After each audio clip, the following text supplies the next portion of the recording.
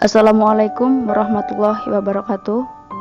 Kami dari kelompok 2 akan mempresentasikan hasil diskusi kelompok kami tentang Build Good Marketing with Customers. Sebelum itu, kata orang, tak kenal maka tak sayang. Maka dari itu, izinkan kami untuk memperkenalkan diri kami terlebih dahulu.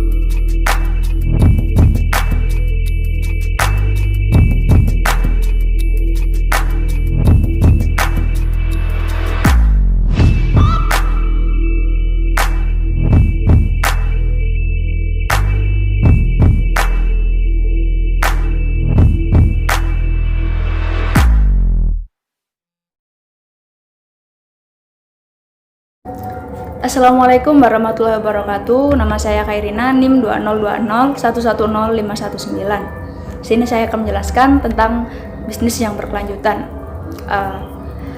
Apabila kita memiliki sebuah bisnis, pasti kita menginginkan agar bisnis kita itu bisa berkelanjutan atau sustainable.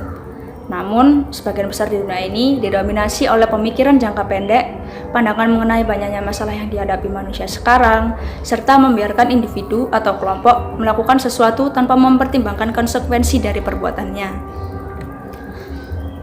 Kata berkelanjutan sendiri menggambarkan atau memberikan arti sebuah proses atau tindakan kelanjutan jangka panjang, menyebabkan atau membiarkan sesuatu berlanjut dalam jangka waktu tertentu dan sebuah proses atau tindakan yang melibatkan sesuatu tetap berjalan.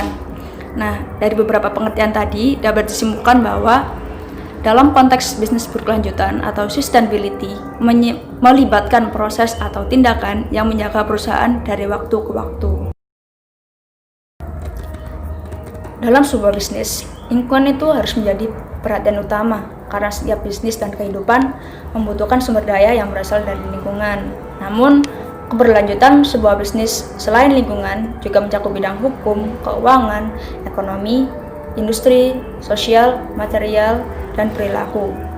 Masing-masing aspek ini memiliki bahasa kebiasaan dan kebudayaannya masing-masing, sehingga berdiri dalam porsi lingkaran yang berbeda, tetapi tetap memiliki kesamaan, yaitu waste elimination dan research extension. Singkatnya, inti sustainability terdiri dari eliminasi limbah dan perluasan sumber daya. Dari sudut pandang bisnis, sustainability adalah tentang bagaimana mengurangi biaya sekarang maupun biaya yang mungkin timbul di masa mendatang dalam bentuk apapun sehingga dapat memfasilitasi profitabilitas, daya saing, dan umur bisnis. Lalu pada tahun 1994, konsultan bisnis Inggris John Elkington mengkondensasi area ini menjadi 3 kategori dan menyebut mereka sebagai triple bottom line, yaitu people, planet, and profit. Singkat kata, ketiganya merupakan pilar yang mengukur nilai kesuksesan suatu perusahaan dengan 3 kriteria, yaitu ekonomi, sosial, dan lingkungan. Menjadi perusahaan yang berkelanjutan tidaklah semudah membalikkan telapak tangan, namun bukan hal yang mustahil untuk dilakukan. Berikut merupakan langkah-langkah dalam mewujudkan perkembangan bisnis yang berkelanjutan. Yang pertama adalah buat roadmap atau rencana kerja. Pastikan laporan perusahaan Anda terperinci dan berfungsi optimal, yang diawali dengan pembuatan rencana kerja yang komprehensif. Fokuskan tujuan bisnis Anda di area operasional, pasokan, transportasi dan logistik, produk dan layanan, serta karyawan. Yang kedua, kembangkan struktur jabatan. Pertama-tama, identifikasi para pemilik data dari program berkelanjutan, lalu bantu mereka untuk bisa berkomunikasi dengan baik dengan para anggota tim berkelanjutan. Yang ketiga, manfaatkan teknologi. Sistem dan teknologi yang terpadu akan membantu mengefisiensikan energi, namun tetap mampu membantu bisnis mengumpulkan seluruh data dari berbagai sumber di dalam satu tempat. Yang keempat, identifikasi kesempatan mendapatkan keuntungan dengan cepat.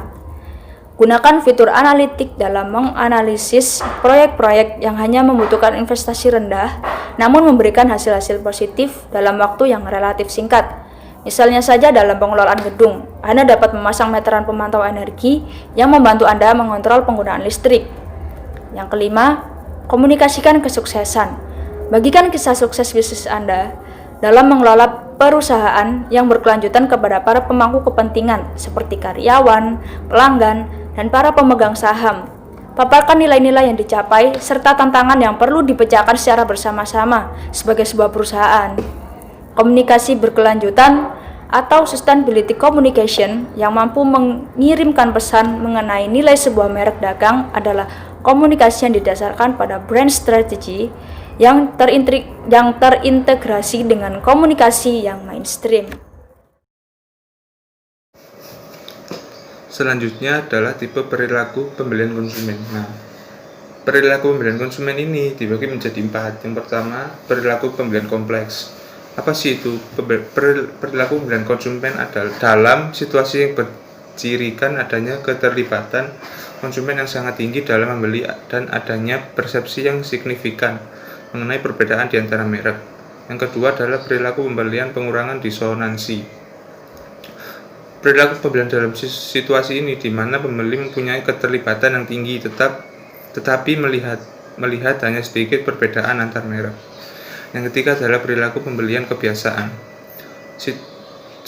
Suatu situasi di mana konsumen mempunyai keterlibatan rendah dan perbedaan yang tidak jauh antar merek.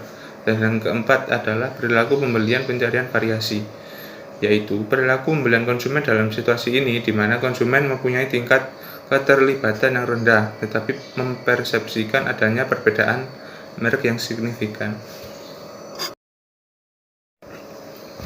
Kemudian proses pengambilan keputusan. Yang pertama adalah pengenalan kebutuhan. Tahap di mana konsumen mengenali permasalahan atau kebutuhan. Yang kedua, pencarian informasi. Tahap di mana konsumen bergerak untuk mencari informasi tambahan. Konsumen mungkin sekedar meningkatkan perhatian atau mungkin pula mencari informasi secara aktif. Yang ketiga, pengevaluasi alternatif. Tahap di mana konsumen menggunakan informasi untuk mengevaluasi berbagai merek alternatif di dalam serangkaian pilihan. Yang keempat, keputusan pembelian. Tahap di mana konsumen secara aktual melakukan pembelian produk. Dan yang kelima adalah perilaku setelah pembelian. Tahap di mana konsumen melakukan tindakan lebih lanjut setelah pembelian berdasarkan pada keputusan atau ketidakpuasan mereka. Nah, di sini saya mempunyai studi kasus tentang pasar konsumen sendiri, yaitu analisis perilaku konsumen dalam keputusan pembelian sepeda motor Honda. Seiring dengan perkembangan zaman dan semakin meningkatnya kebutuhan alat transportasi membawa angin segar bagi perusahaan otomotif, terutama sepeda motor.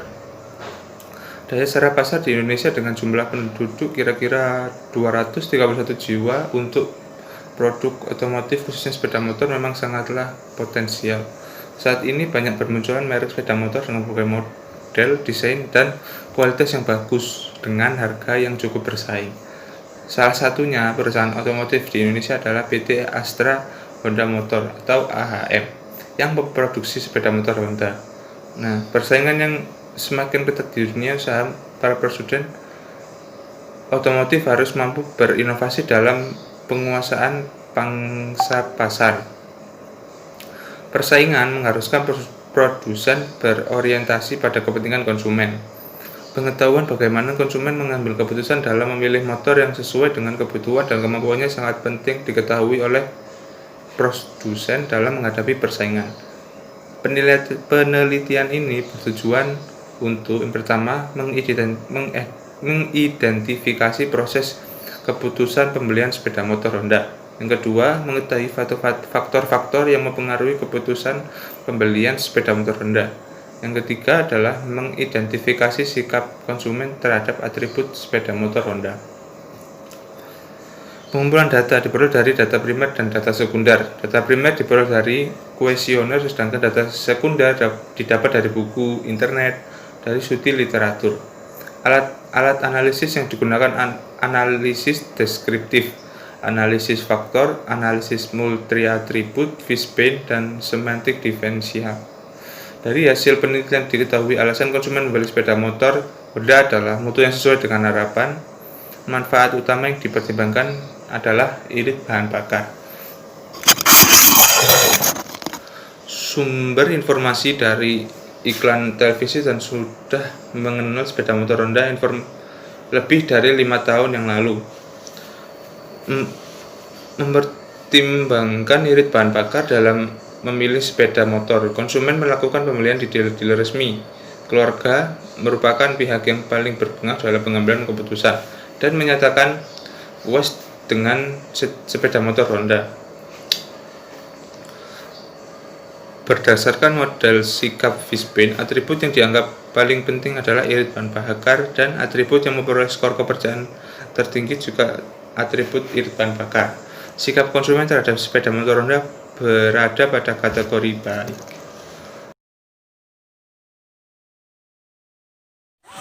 Perkenalkan, nama saya Maria Amaranta Sosialita Apriliana Nina dengan NIM 2020 110484. Saya akan bahas tentang pembahasan studi kasus yang pertama. Metode analisis yang digunakan dalam membahas masalah di atas adalah statistik deskriptif. Dengan simpel, sebanyak 50 orang di Bilai Coffee dan 60 orang di Ballet Coffee Works. Berdasarkan hasil analisis menunjukkan bahwa konsumen yang datang rata-rata laki-laki yang berstatus mahasiswa. Yang dicari saat berkunjung ke Bilai Coffee adalah rasa yang enak dan nikmat pada kopinya. Sedangkan yang dicari saat berkunjung ke Ballet Coffee Works adalah suasana yang ada dalam kafe tersebut. Apabila terjadi kenaikan harga, konsumen Bilai Coffee akan mengurangi frekuensi pembelian, sedangkan konsumen Ballet Coffee akan tetap membeli. Potensi yang dimiliki Bilai Coffee adalah jenis biji kopi yang berasal dari Nusantara, terutama dari Jawa Barat, dan didapat langsung dari para petani. Sedangkan potensi pada Ballet Coffee Works adalah jenis biji kopi yang berasal dari seluruh Nusantara dan bahkan luar negeri. Kendala yang dimiliki dalam menjalankan usaha diakibatkan oleh pesaing, yaitu terjadinya fluktuasi pembelian. Strategi yang harus digunakan atau dilakukan untuk meningkatkan omset kedua kedai kopi tersebut adalah produk, harga, lokasi, dan promosi. Sekian.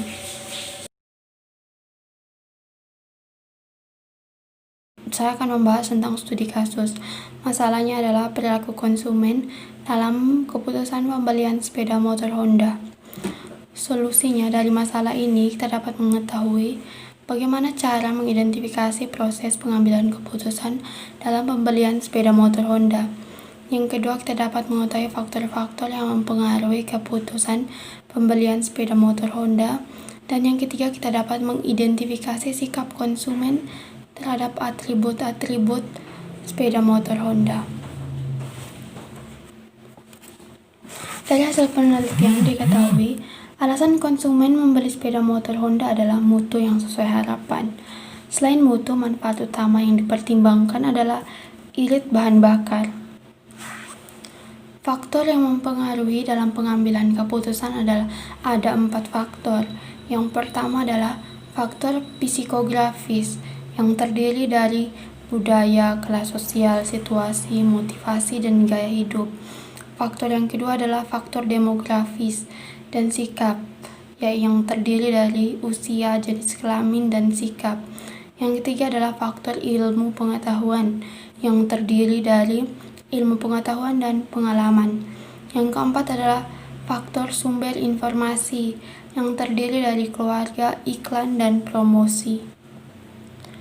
Berdasarkan model sikap Fishbein, atribut yang paling dianggap penting adalah yang pertama irit bahan bakar dan atribut yang memperoleh skor kepercayaan tertinggi.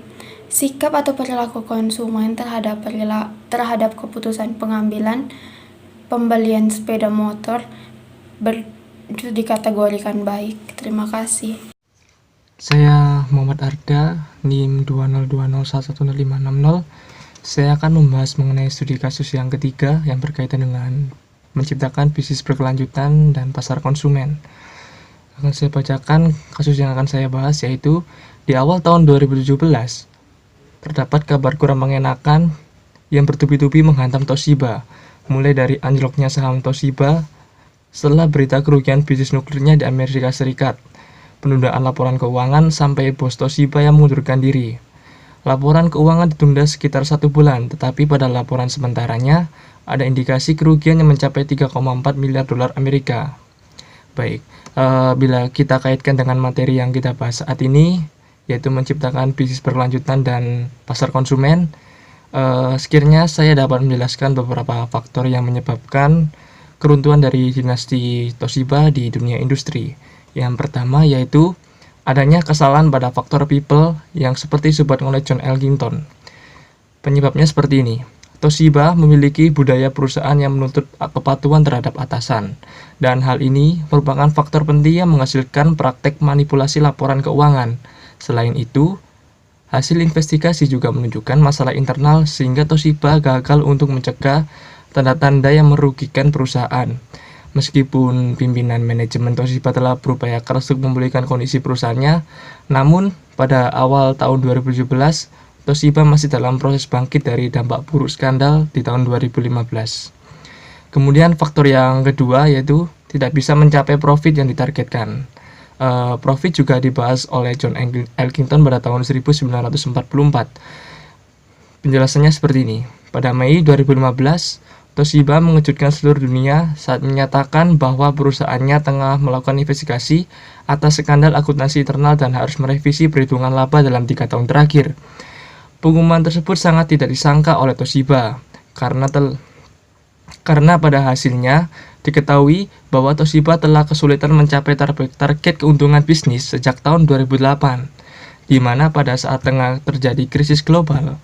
Krisis tersebut juga melanda usaha Toshiba, hingga akhirnya Toshiba melakukan kebohongan melalui accounting fraud atau penggorengan akunting atau penggorengan laporan keuangan lebih istilah mudahnya, senilai 1,22 miliar dolar Amerika. Tindakan ini dilakukan sebagai upaya untuk menghasilkan suatu laba yang tidak sesuai dengan realita. Yang ketiga dan yang terakhir yaitu fokus pelanggan.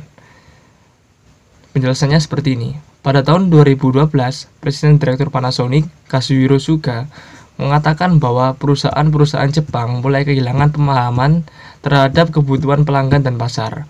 Mereka terlalu percaya diri terhadap penguasaan teknologi. Kelemahan inovasi Jepang saat ini disebutkan justru berasal dari kelebihannya, yaitu obsesinya terhadap tradisi monozukiri atau seni memproduksi barang yang excellent dan terus melakukan perbaikan secara berkelanjutan.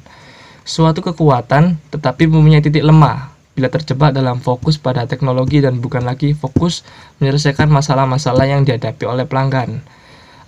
Kemudian jika saya diberi kewenangan sebagai pihak untuk mengambil keputusan di perusahaan Toshiba, sekiranya ada beberapa tahapan yang mungkin akan saya lakukan, yaitu yang pertama yaitu melakukan studi marketing. Saya akan fokus mencari apa yang dibutuhkan oleh pelanggan, dan ketika pelanggan melihat produk kami, maka mereka akan berpikir bahwa produk kami dapat menjadi suatu solusi atas permasalahan mereka. Kemudian yang kedua yaitu menerima masukan dari bawahan dan tidak menjadi atasan yang one man, one leader, and one mind. Menilik kasus Toshiba yang begitu memiliki budaya kepatuhan yang tinggi terhadap atasan, sehingga menyebabkan penyimpangan pada laporan keuangannya agar dapat terlihat mencapai target profit. Hal seperti ini akan membuat pergerakan sumber daya manusia yang ada di perusahaan tersebut akan menjadi terbatas dan mereka akan bekerja di dalam tekanan. Tentunya nanti sebagai hasil akhirnya feedback diberikan oleh sumber daya tersebut tidak akan maksimal. Sekian.